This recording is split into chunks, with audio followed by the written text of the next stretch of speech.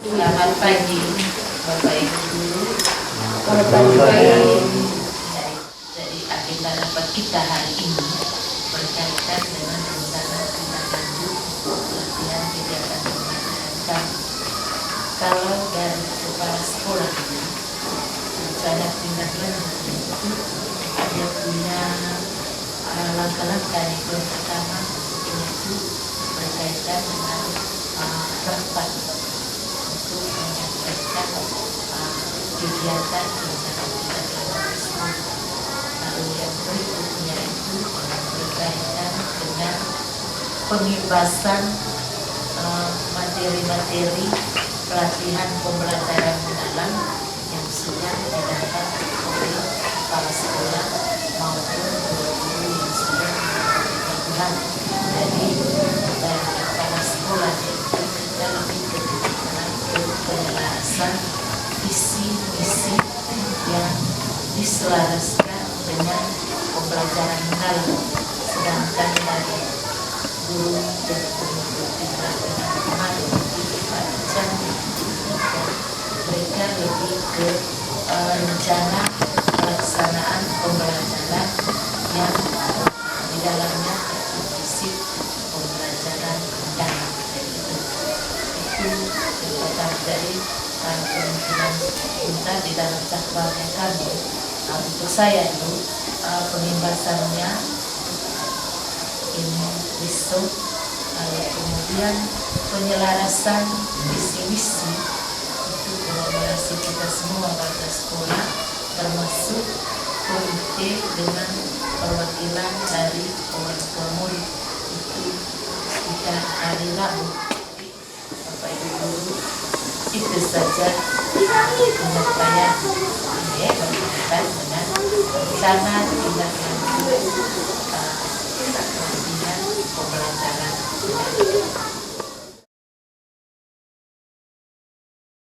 Selamat siang teman-teman sekalian. Jadi pada hari ini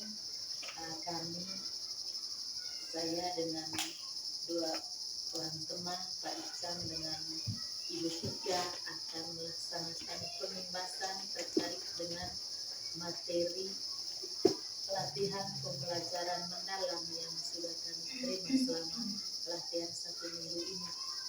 Jadi ada beberapa materi yang akan kami imbaskan kepada teman-teman sekalian agar nanti bisa diterapkan dalam pelaksanaan pembelajaran di sekolah kita. Nanti dalam penyampaian materi pembahasan ini kami berkolaborasi antara saya sebagai kepala sekolahnya dengan dua orang teman, Pak Ican dengan Ibu Tika, yang sudah mengikuti pelatihan pembelajaran mendalam. Dari materi yang pertama tentang pola pikir bertumbuh. Lalu kemudian sebentar ada lagi materi lagi berkaitan dengan pembelajaran mendalam.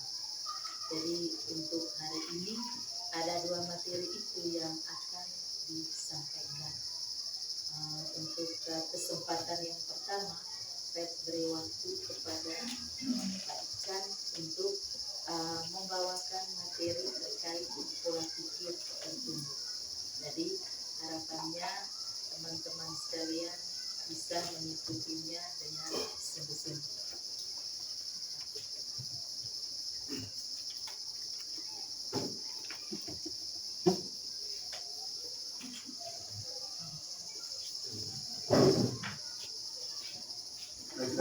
Selamat siang semua. Selamat siang. Baik, seperti yang disampaikan oleh Ibu pimpinan tadi bahwa ada beberapa modul yang ingin kami berbagi nanti dengan teman-teman. Apa yang kami sudah dapat nanti kami berbagi terkait dengan pembelajaran mendalam. Jadi kita tidak langsung ke situ.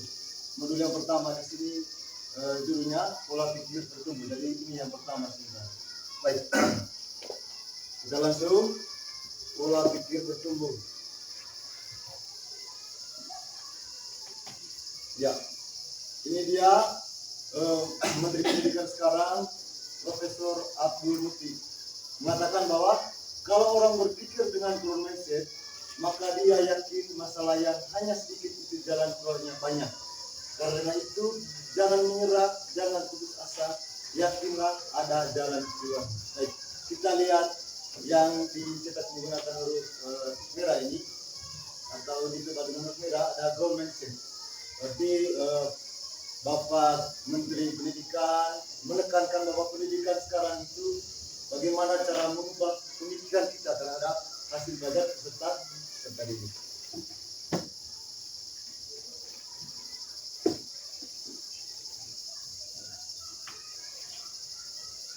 Baik, ini dia yang pertama konsep pola pikir.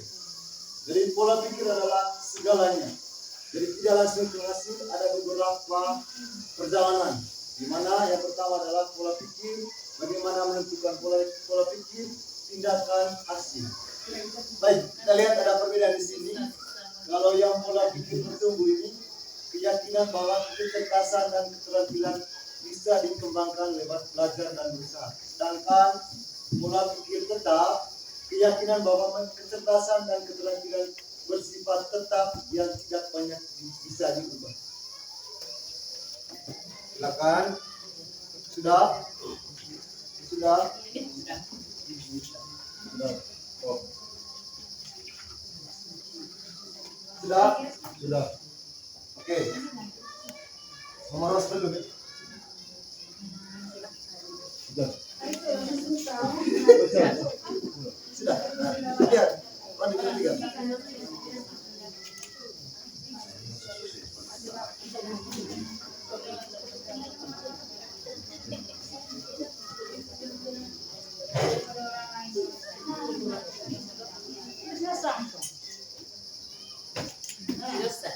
Asik ketulisan. Bisa tulis namanya Bapak Ibu. Asik ketulisan. Sudah.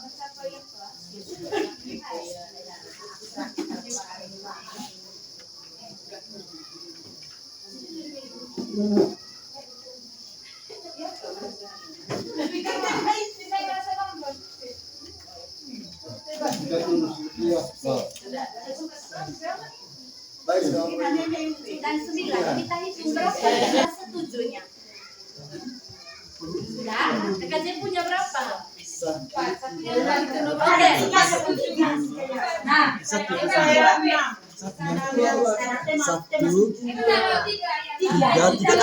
Kita kasih keterangan ya. PPT jumlahnya berapa tadi? Satu yang PPT jumlahnya berapa? PPT jumlahnya berapa? Ya, begitu ya. 3 itu Mbak. Oke, sudah. Kita usah yang tidak setuju, Mbak. Kita lihat yang setujunya saja. Sekarang yang kedua. Soal bernomor genap menunjukkan orientasi orang dengan pola pikir bertumbuh. Sekarang kita lihat di nomor 2, 4, 6, 8, 10. Ada berapa jumlah cinta setuju? 5. Oke, sekarang sudah ya. Yang PPT tadi sudah kita tentukan jumlahnya, PPT juga sudah kita tentukan jumlah setuju. Oke, sekarang kita lihat sudah perbandingannya sudah. Nah, jika A atau PPT jumlah setujunya tadi dia lebih besar dari B yang PPB, maka dia akan terindikasi bahwa memiliki pola pikir tetap. Jika A lebih dari B, tinggal kita lihat. Jadi hasilnya kita tadi. Jika A lebih dari B, berarti pola pikir tetap. Sudah. Sekarang jika A sama dengan B, maka kita terindikasi memiliki pola pikir tetap. Yang ketiga, jika A lebih kecil dari B, maka kita termasuk pola pikir bertumbuh. Ada tumbuh. Pikir aku bandingnya ini siap mana sudah saya Misalnya saat melihat ada murid yang menyerah ketika menemui tantangan atau kesulitan, jangan kita marah lagi dia. Tahu dia hanya duduk kosong sesuatu tidak apa, jadi beri motivasi kepada dia supaya dia ada keinginan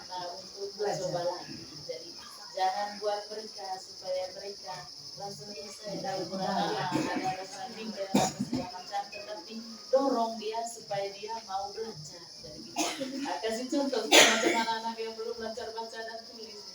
Jangan kita pada saat kita membimbing mereka kita marah-marah atau apa, ya. Jadi bagaimana cara kita untuk memotivasi mereka sehingga ada mereka punya saya nih harus bisa seperti anak-anak yang lain. Jadi itu pola pikir bertumbuh, ya. Itu demikian juga untuk contoh-contoh yang lain. Dari kalau kita jadi guru, dari pendidik, jangan terlalu banyak emosi yang membuat mereka takut dan mati. Mereka punya mental untuk mau berusaha. Jadi itu sudah intinya ya, untuk menumbuhkan pola pikir mereka. Baik, Bang. Jadi merusak lebih kepada refleksinya kita kalau kita cuma punya modelnya. Contoh yang ini tadi, apakah kita sering beri pujian khusus? Apakah kita sering lakukan dari Baik, sudah begitu kita masuk ke pembelajaran mendalam nih, yang tadi sudah dijelaskan oleh Pak Icang dan Ibu Tika tentang kerangka pembelajaran mendalam. Jadi yang pertama sekarang kita tahu bahwa pembelajaran mendalam, dari pembelajaran mendalam itu pendekatan yang memuliakan, penekanannya pada penciptaan suasana belajar dan proses yang tadi yang sudah dijelaskan oleh teman-teman guru tadi, menciptakan suasana belajar. Bagaimana kita menciptakan suasana belajar itu yang berkesadaran, yang bermakna dan menggembirakan kepada peserta didik sehingga dia senang untuk mengikuti pembelajaran dari situ. Jadi lebih ditekankan kepada proses pembelajaran macam tadi, tidak langsung aktif. Sementara prosesnya anak belum jalan tetapi langsung bertanya. Jadi pada akhirnya anak bisa menyimpulkan sendiri apa yang dia pelajari itu. Jadi di sini lebih ditekankan bagaimana prosesnya itu, proses dalam belajar tentang materi itu. Jadi tidak hanya ditekankan pada kembali lagi ke ini tadi, kerangka pembelajaran mendalam ini. Pembelajaran ini semuanya masuk di dalam poin penting pembelajaran mendalam seperti yang dijelaskan oleh Pak Ican tadi. Jadi ada prinsip yang harus kita di situ, yaitu berkesadaran, bermakna dan menggembirakan. Jadi kalau prinsipnya itu nanti dicantumkan di dalam RPP-nya kita, RPM, rencana pelaksanaan pembelajaran mendalam. Lalu kemudian ada pengalaman belajar. Jadi pengalaman belajar itu ada 3: memahami, mengaplikasi, dan merefleksi. Jadi di dalam langkah-langkah pembelajaran kita ada masuk itu bagaimana memahami, mengaplikasi, dan merefleksi. Itu namanya pengalaman belajar, ya, melalui proses tadi. Lalu kemudian kerangka pembelajaran ada 4 seperti yang sudah dijelaskan oleh Pak Ican dengan Ibu Tika tadi. Ada praktik pedagogis, kemitraan pembelajaran, lingkungan pembelajaran, dengan pemanfaatan. Nah, kemudian semuanya itu untuk mewujudkan 8 dimensi profil lulusan. Jadi 8 dimensi profil lulusan ini semacam kalau dulu kan, kalau di kelas 13 dulu kan, karakter yang kita mau capai, karakter apa yang kita mau tekankan kepada itu, misalnya kemandirian atau kreativitas. Pilih dari situ, disesuaikan dengan mandiri yang kita pelajari. Jadi nanti di NPM, kalau NPM mungkin lebih banyak dari Ika dan Pak Ican, kami punya lebih banyak garis besar gitu ya. Di NPM nanti dimunculkan itu di identitas apa namanya? Yang pertama deh, pilih dari 8 identifikasi, ya, identifikasi muncul itu. Jadi ini sudah kerangka umumnya dari pembelajaran mendalam. Jadi kita belajar seputar ini sudah. Jadi itu. Itu ya. Jadi kalau 8 dimensi profil lulusan tadi ini, ya, keimanan dan ketakwaan terhadap Tuhan Yang Maha Esa itu pertama, kewargaan, penalaran kritis, kreativitas, kemudian kolaborasi, kemandirian, kesehatan, dan komunikasi. Tambahan yaitu hanya tambah 7 8 itu, kesehatan dan Bapak Ketua Komite yang saya hormati, perwakilan orang tua murid yang saya hormati pula, Bapak Ibu guru serta anak-anak yang saya kasihi. Selamat siang untuk kita semua. Jadi pada kesempatan ini izinkanlah saya yang pertama sekali saya mau melakukan pengimbasan terkait materi penyelarasan visi, misi, dan tujuan satuan pendidikan, khususnya satuan pendidikan SD IAO. Lalu kita satu kali berjalan sebentar setelah penyampaian materi ini, kita satu kali berjalan dengan mereview kembali atau melihat kembali visi, misi, dan tujuan dari sekolah kita yang selama ini kita sudah susun. Baik, Bapak Mama menyingkatkan waktu. Yang pertama sekali kita lihat apa itu visi, apa itu misi. Lalu bagaimana cara kita menyelaraskan visi, misi, dan tujuan dari sekolah kita dengan pembelajaran mendalam.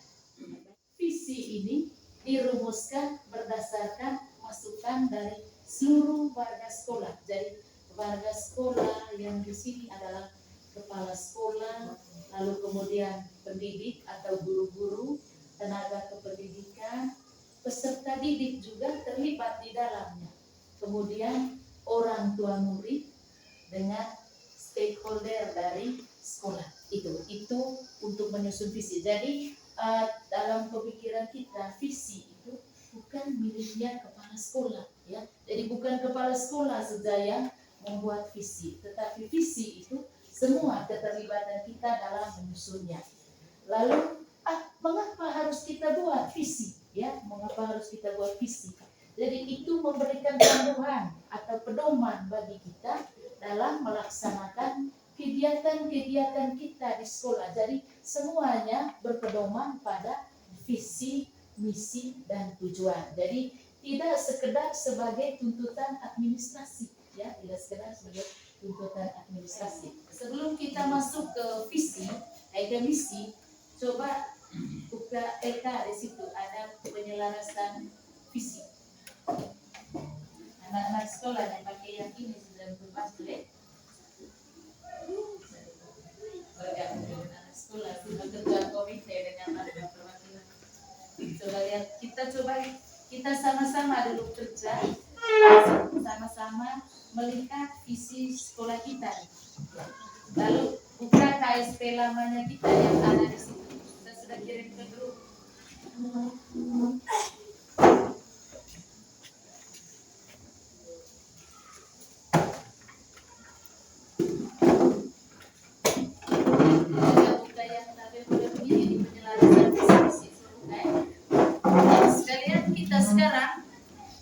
Kita kerja untuk menyelaraskan visi sekolah kita. Ada contoh di situ.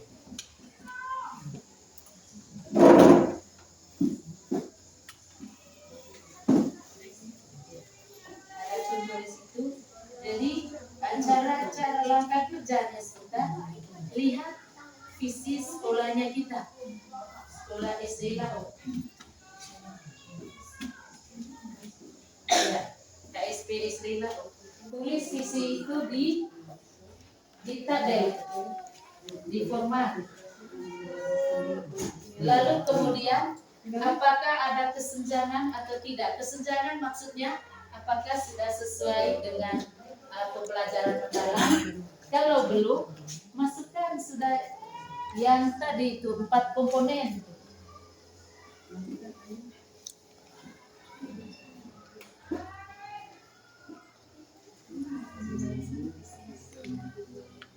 Hasil kerjanya kita sebentar itu sudah kita simpulkan terakhir, itu nanti dijadikan visi sekolah kita, ya, dijadikan visi sekolah kita. Coba tampil dulu KSP.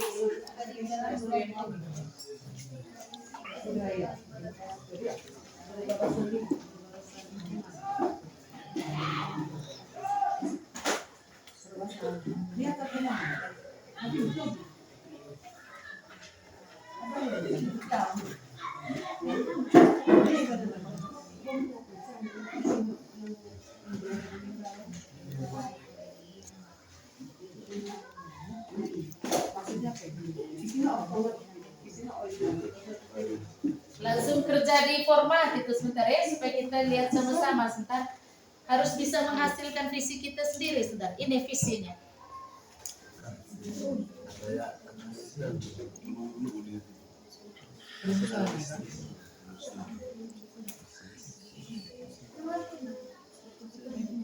Oh,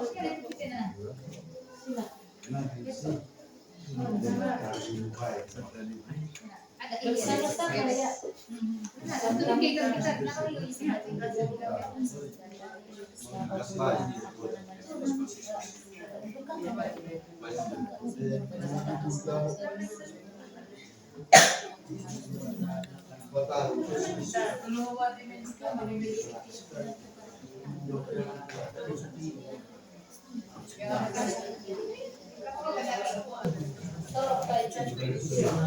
Nanti kita lihat sama-sama sebentar. Mana yang sama, mana yang beda. Ya, itu satunya, itu bagian pertama. Sekarang kami urusan visi yang sudah dibuat berdasarkan hasil diskusi kami terima, yaitu terwujudnya pelestarian didik yang beriman dan takwa kepada Tuhan Yang Maha Esa, berbudaya, berprestasi dan kesehatan. Itu yang ditambah. Satu profil lulusan Pancasila kesehatan. Kenapa ditambah itu? Karena kita ini dekat dengan puskesmas, jadi anak-anak juga harus sehat. 8 profil lulusan. Terima kasih. ya, kelompok lain. Ya. Kelompok peserta didik sudah dengan orang tua murid dan silakan baca. Baca. Terwujudnya peserta didik yang beriman dan bertakwa kepada Tuhan Yang Maha Esa, unggul dalam bidang prestasi baik, akademik maupun non-akademik, berkarakter mandiri, lingkungan yang asri, aman, dan inklusif. Unggul dalam berprestasi. Untuk kita bisa tahu ya sebentar, sekarang kita lihat dulu yang samanya itu di bagian mana dari berapa visi yang ada di dalam dari visi baru. Ada berapa ya? Ada 5. Ada 5 visi baru ya. Dari yang sama-sama itu kan, coba kita rangkum jadi satu sudah. Jadi visinya kita sudah coba. Yang beda-beda tadi karena ada yang hanya satu kelompok tadi, ada yang apa, itu tidak usah dipakai sudah. Yang kita ambil sekarang yang sama sudah, karena kan itu keinginan kita untuk sekolah kita ke depan. Sekarang kita coba rumuskan sudah visi yang akan kita pakai ini ke sana tadi. Dari yang sama-sama itu sudah coba. Ini sudah Bapak Ibu ya, sepakat sudah. Jadi visi kita terwujudnya peserta didik yang beriman dan takwa kepada Tuhan Yang Maha Esa, bernalar kritis, kreatif, dan komunikatif. Dari visi yang kita rumuskan ini, sekarang kita lihat misi di sini. Kita menyusun misi. Jadi menyelaraskan misi dengan pembelajaran mendalam. Misi adalah langkah konkret untuk mewujudkan visi.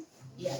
Dalam pembelajaran mendalam, misi harus menggambarkan upaya nyata atau tindakan nyata untuk menerapkan prinsip-prinsip berkesadaran, bermakna, dan menggembirakan, serta mendukung pengalaman belajar yang holistik, yang menyeluruh tadi, memahami, mengaplikasi, dan merefleksikan. Ciri-ciri dari misi, lihat itu, mendorong praktik pedagogis yang aktif, seperti pembelajaran berbasis proyek atau inquiry. Lalu, mengintegrasikan teknologi digital untuk mendukung keterlibatan peserta didik. Lalu melibatkan kolaborasi dengan ekosistem pendidikan, ada orang tua, masyarakat, pendidikan. Ini langkah penyelarasan. Pastikan setiap misi terkait langsung dengan dimensi profil lulusan. Gunakan kata tindakan seperti menyelenggarakan, menciptakan, atau memfasilitasi yang mencerminkan proses PM. Itu langkah untuk penyelarasan.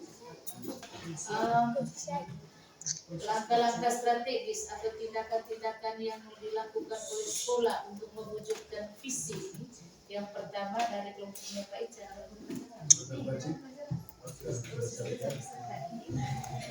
Yang pertama, visi yang selaras sesuai dengan visi yang sudah dibuat.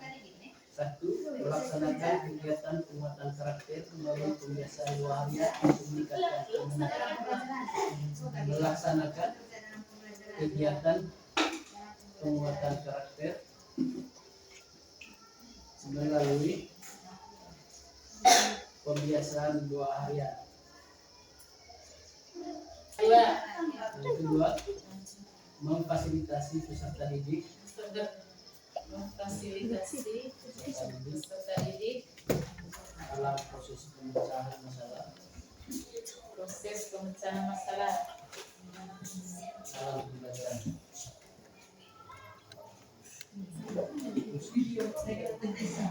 Terus Yang keempat, menyelenggarakan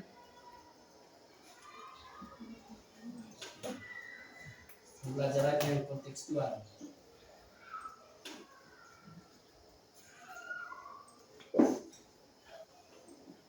Agar peserta didik dapat mengimplementasikan konsep dalam kehidupan sehari-hari. dari kelompok lain, tapi tambah. Melaksanakan kegiatan pengembangan bakat dan minat untuk meningkatkan kreativitas peserta didik.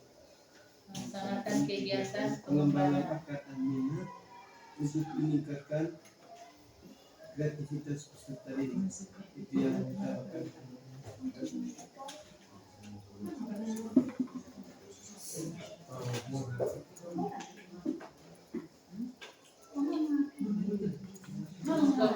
ya peserta di kelompoknya apa? Fian. Kelompoknya menanamkan nilai moral dan etika dalam setiap aspek kehidupan sekolah. nilai moral Nilai moral dan etika dalam setiap aspek kehidupan sekolah.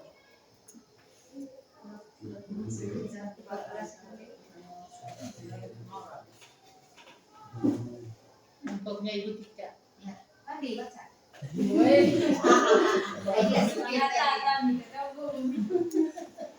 Pertama, membudayakan sikap peduli, tolong menolong antar warga sekolah dan lingkungan. Itu berkaitan dengan beriman tadi dan bertakwa. Berlawan ketiga, membangun ketahanan diri untuk membedakan yang salah dan benar, dan yang boleh dan tidak boleh dilakukan. Kemudian komunikatif, mampu mengkomunikasikan konsep berpikir dan proses kerja dalam pembelajaran. Mampu mengkomunikasikan konsep berpikir, proses kerja dalam pembelajaran. Konsep berpikir Dalam pembelajaran. Dalam pembelajaran. Konsep kerja dalam pembelajaran.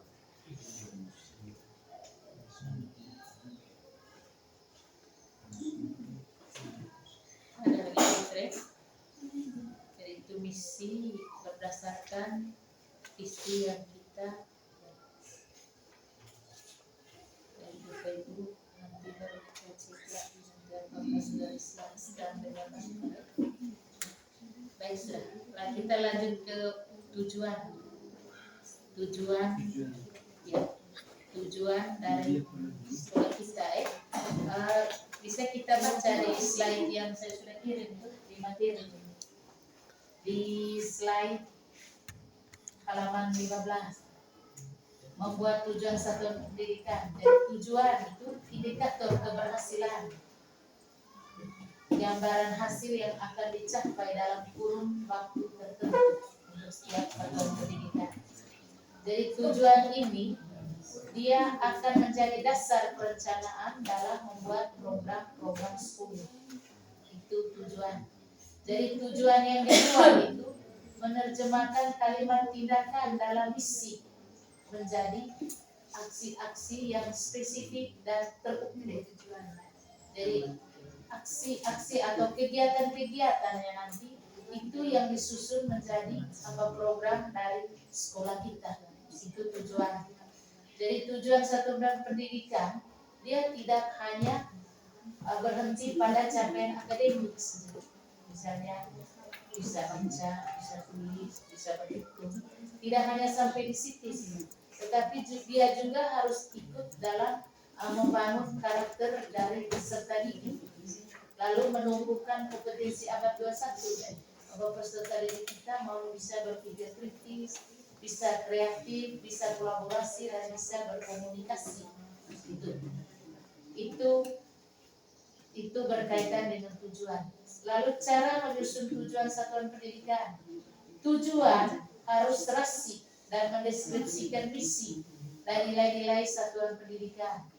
Kemudian tujuan fokus pada hasil yang diinginkan pada murid. Tujuan harus spesifik, terukur, dapat dicapai dalam jangka waktu tertentu. Ada namanya istilah SMART. SMART itu dalam bahasa Inggris ya, spesifik, terus itu. Sekarang Bapak Ibu coba tugas kita aja, rumuskan tujuan pembelajaran yang berdasarkan visi yang kita buat. Silahkan. Nanti dirincikan kalau sudah rumus dan apa ya? Spesifik apa tujuan? Spesifiknya apa?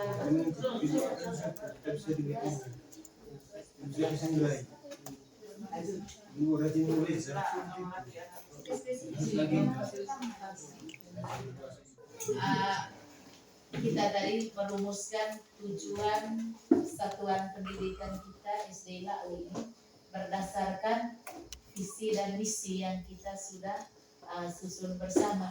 Sekarang saya minta dari teman-teman sekalian coba masing-masing kelompok bacakan tujuan. Mulai dari kelompoknya Pak Hendra. Yang pertama, dalam waktu 1 tahun 75% peserta didik mampu 90% peserta didik mampu memimpin doa sederhana sesuai agamanya yang diukur dengan observasi dan format pengamatan. Peserta didik mampu memimpin doa sederhana sesuai agamanya yang diukur dengan observasi dan format pengamatan.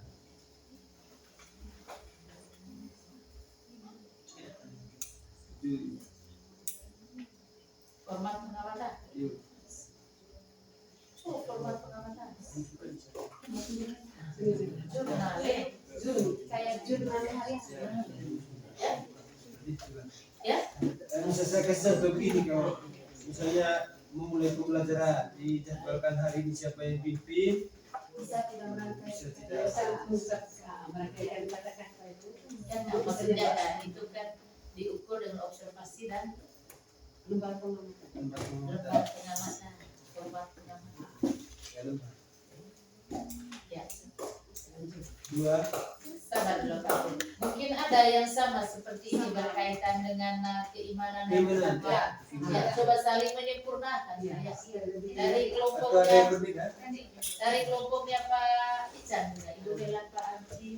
Terima kasih tidak mengurangi apa yang disampaikan oleh Pak Afin. Kalau kami punya dalam waktu 1 tahun 90% peserta didik mampu melaksanakan kegiatan kebiasaan doa harian, doa pagi, terus doa sebelum dan sesudah pembelajaran, dan kegiatan keagamaan untuk meningkatkan keimanan yang diukur melalui observasi dan jurnal harian. Coba pelan-pelan dalam waktu 1 tahun 90% peserta didik mampu dalam waktu 1 tahun mampu memimpin doa sederhana, terus ya memimpin doa sederhana, doa pagi, doa sebelum dan sesudah pembelajaran, dan kegiatan keagamaan untuk meningkatkan keimanan yang diukur melalui observasi dan jurnal harian. Coba kita sederhanakan lagi dulu Pak. mampu memimpin doa saudara masuk doa terus lanjut. Kalau mereka memang yang tidak punya kan sudah alat ukurnya itu Ya. observasi dengan lembar pengamatannya itu mungkin itu dua hal yang sama Iya. ya, sehingga melalui observasi dan jurnal harian saja lembar pengamatannya tidak Iya, itu karena diobservasi itu kan iya ada tidak ada ada iya lembar pengamatan. Bagaimana Pak Iya. mengikuti kegiatan keagamaan untuk meningkatkan keimanan sesuai agamanya yang diukur melalui observasi dan jurnal harian. Iya, jangan didasarkan dan Kita lihat peserta didik diukur dengan observasi dan jurnal harian. 90% peserta didik.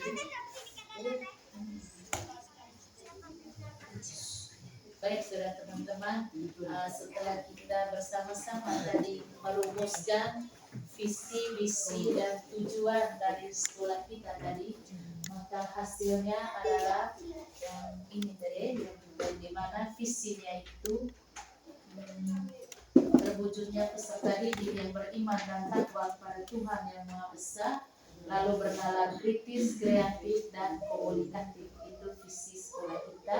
Lalu kemudian dari visi itu muncul misinya. Misi itu adalah tindakan yang kita lakukan untuk mencapai visi atau langkah strategis yang kita gunakan. Yang pertama itu melaksanakan kegiatan penguatan karakter melalui kebiasaan doa harian untuk meningkatkan keimanan dan melalui kegiatan keagamaan. Lalu yang kedua, hasil yang diukur nanti itu melalui ini, di mana di dalam tujuan dari satuan pendidikan itu termuat tadi yang SMART ya, yaitu yang pertama dalam fokus kalian.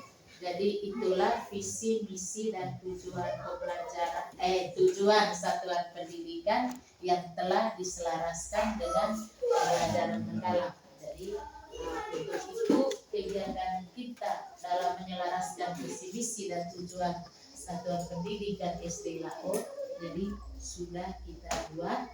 Jadi saya mengucapkan limpah terima kasih atas keaktifan dan keterlibatan dari kita semua, mulai dari ketua komite atau berikut perwakilan dari orang tua murid, Mahane, kemudian dari peserta didik dan lembaga pembinaan ibu sekalian. Jadi terima kasih banyak atas keterlibatan dari kita semua. Jadi sekian dan terima kasih. Mari kita beri tepuk tangan.